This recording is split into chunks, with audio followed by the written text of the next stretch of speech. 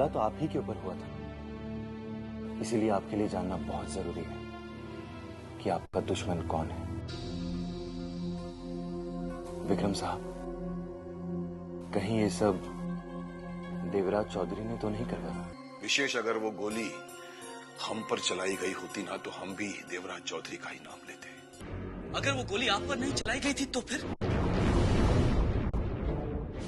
विशेष वो गोली तुम्हारी मां पर चलाई गई थी। मुझे खुशी है इस बात की कि मेरे पति ने मेरे लिए अपनी जिंदगी दांव पर लगा ली, लेकिन मुझे दुख है इस बात का कि आपने इतनी बड़ी सच्चाई मुझसे छिपा के रखी। आज यहाँ पे मैं माफी मांगने नहीं आया, बल्कि सजा की उम्मीद लेकर आया हूँ। आप मुझे कोई भी सजा दे सकते हैं। आकाश, कुछ बातें दिल पर चोट करती हैं। उनका शरीर से कोई संबंध नहीं होता।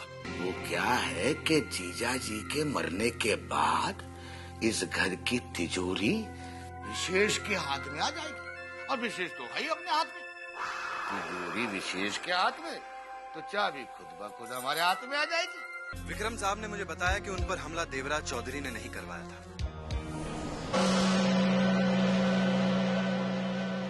अवंतिका, इससे हमारी परेशानी खत्म नहीं हुई, बल्कि और बढ़ गई। क्योंकि अगर कोई सामने से वार करता है तो बचना आसान हो सकता है, लेकिन अगर कोई पीठ पीछे वार करता है तो वो दुश्मन बहुत खतरनाक होता है। लेकिन युगांक, जब विक्रम साहब खुद ही ये कह चुके हैं कि उनका कोई दुश्मन नहीं है, तो फिर हम क्या कह सकते हैं? अवंतिका, बिना किसी खास दुश्मनी के कोई किसी की जान लेने की कोशिश नहीं करता, लेकिन यकीनन उनका कोई बड़ा दुश्मन है। लेकिन सवाल फिर वहीं पर आके खड़ा हो जाता है कि आखिर ये दुश्मन है कौन जो उनकी जान लेना चाहता है?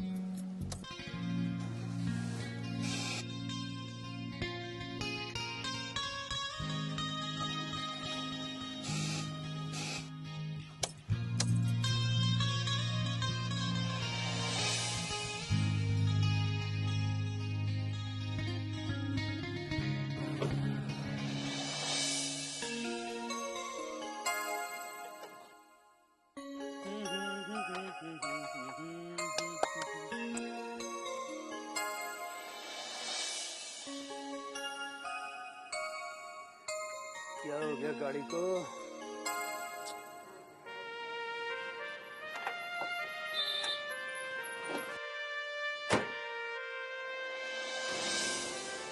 इस गाड़ी को भी अभी खराब होना था।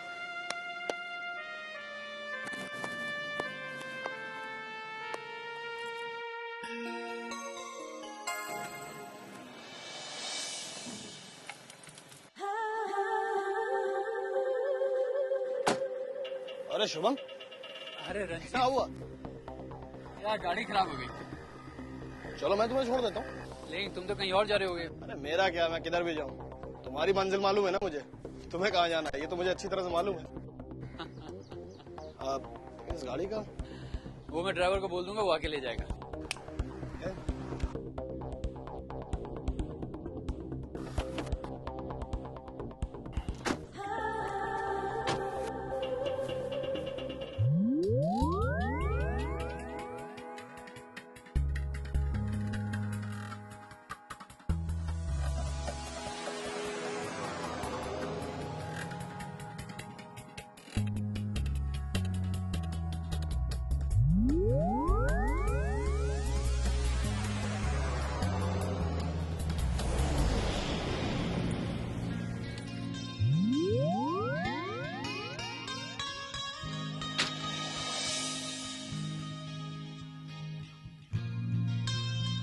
अरे बाबा, आई एम सॉरी। थोड़ा लेट हो गया। थोड़ा थोड़ा नहीं शुभम, तुम पूरा 1 घंटा लेट हो। काम नहीं, एक्चुअली मेरी गाड़ी खराब हो गई थी। वो तो अच्छा मुझे रंजीत मिल गया, इसलिए इसने मुझे यहाँ तक पहुँचा दिया। मैंने इनसे कहा मैं तुम्हें लिफ्ट दे देता हूँ, लेकिन ये तो शर्मा रहे थे। मैंने कहा दोस्ती में शर्म कैसी यार। अब हम चले, हम वैसे भी लेट हो चुके हैं। अरे अगर कहीं जाना तो मैं छोड़ दूं? नो थैंक्स, हम टैक्सी कर लेंगे। ऐसी तुम्हारी मर्जी। Anyway thanks Ranjit. शुभम चले। जाना पड़ेगा।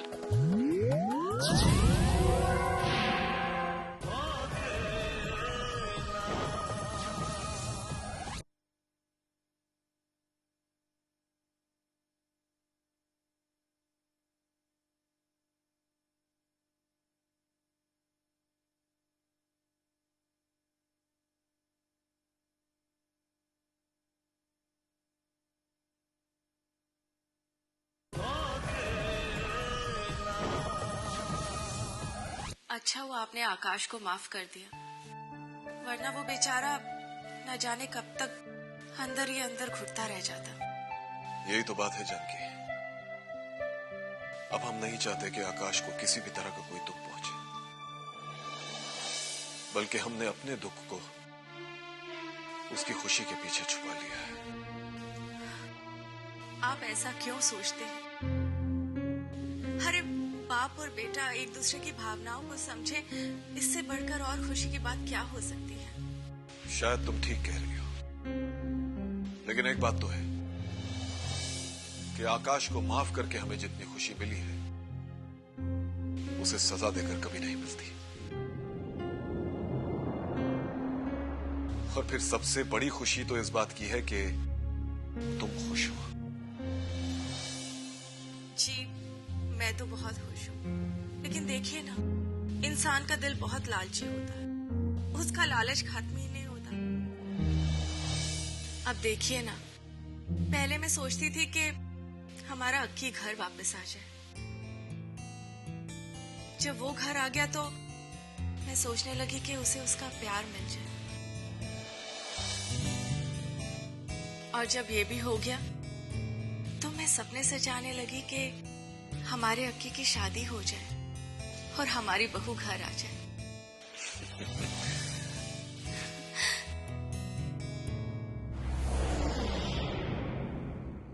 अरे आप मुझे ऐसे क्यों देख रहे हैं? अब जब विक्रम साहब ने शादी के लिए हाँ कर दी है तो शादी के लिए पहल तो आप ही को करनी होगी ना। तुम ठीक कह रही हो, लेकिन मुझे नहीं लगता कि विक्रम आर्या शादी के लिए इतनी जल्दी राजी हो जाएगा। कोई बात नहीं, अगर वो इतनी जल्दी शादी नहीं करना चाहते तो कम से कम हम उन्हें सगाई के लिए तो कह ही सकते हैं ना। हाँ, ये हो सकता है। तो फिर ठीक है, आप जल्द से जल्द उनसे सगाई के बारे में बात कीजिए। ठीक है जानकी, हम इस बारे में किसी दिन विक्रम आर्या से बात करेंगे।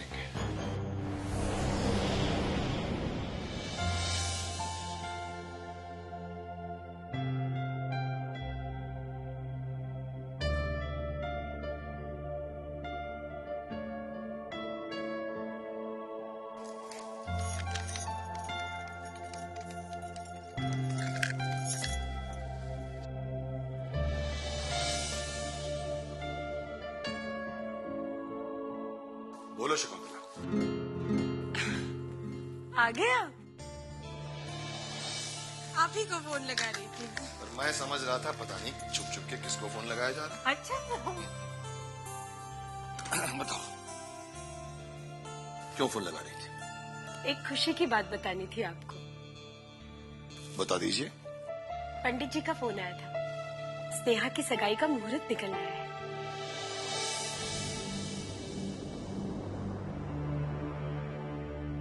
क्या हुआ? नहीं कुछ नहीं। खामोश क्यों हो गया? कभी कभी बहुत सारी खुशियां भी इंसान को खामोश कर देती हैं।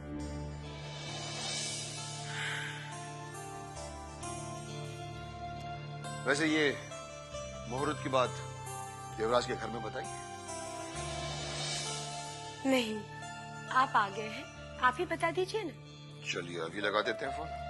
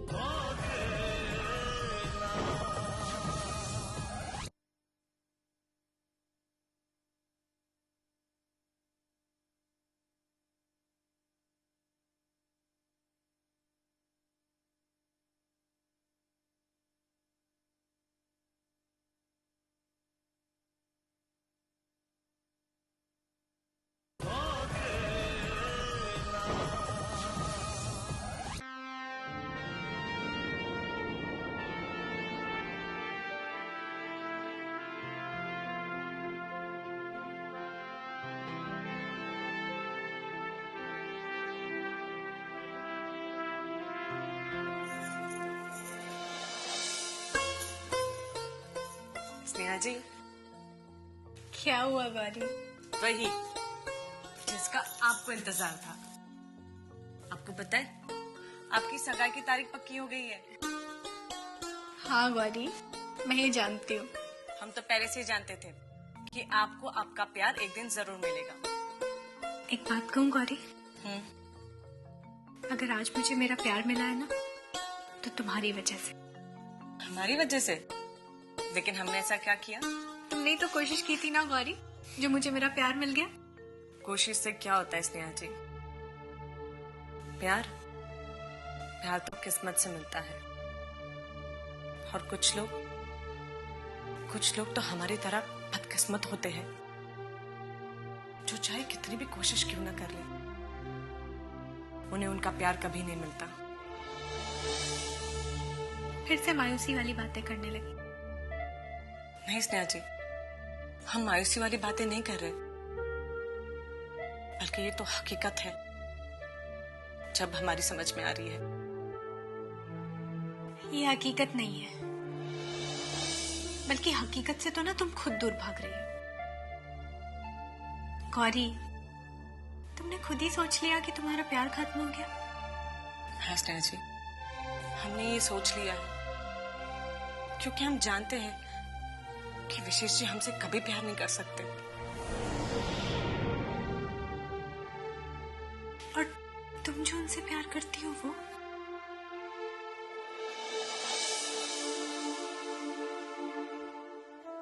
हम सोच लेंगे कि हमारी एक भूल थी, एक सपना था, और सपने तो पानी पे खींची हुई लकीरों की तरह होते हैं जिनका हकीकत में कोई मोल नहीं होता। गौरी,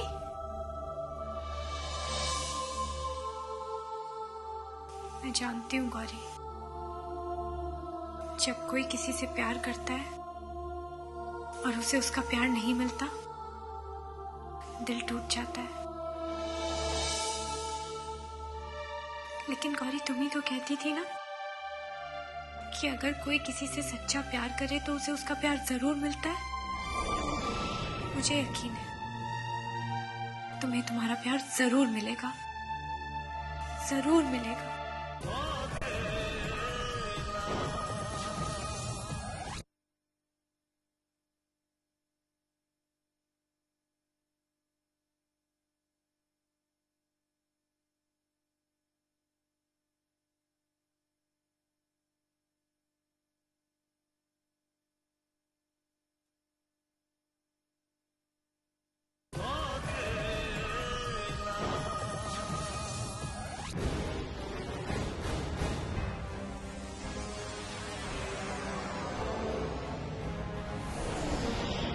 सर जी,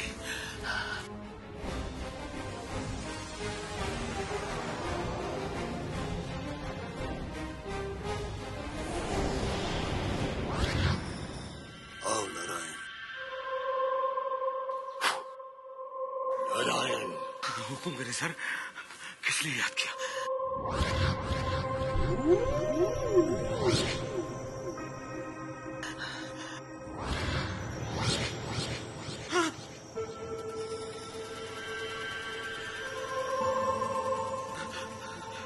तुम्हें सिर्फ इसलिए बुलाया है नारायण, ये युगांग कौन है? युगांग तो वही है सर जी, जिसने विक्रम आर्य की डूबती हुई नैया को किनारे पे लाकर खड़ा कर दिया है। अगर वो नहीं होता ना सर जी, तो ना तो वो देवराज चौधरी की दुश्मनी से बच पाता और ना ही उसका बिजनेस इंटरनेशनल मार्केट पे पहुंच पाता। और तो और सर जी, उसी ने विक्रम आर्य को मरते हुए बचाया अपना खून देके। यही तो हम जानना चाहते हैं नारायण, कि वो इतना सब कुछ क्यों कर रहा है। दोस्ती तो उसकी बिजनेस की वजह से हुई थी सर जी। उसके दिल में इतनी हमदर्दी कहां से पैदा हो गई, ये मैं नहीं जानता। हाँ, नहीं जानता। इसका सबसे आसान तरीका यह है नारायण, कि तुम युगांग के बारे में सारी जानकारियां हासिल कर लो। जब हमें सारी जानकारियां मिल जाएंगी, तो हम वो वजह भी जान जाएंगे जिसकी वजह से वो विक्रम आर्य की मदद कर रहा है।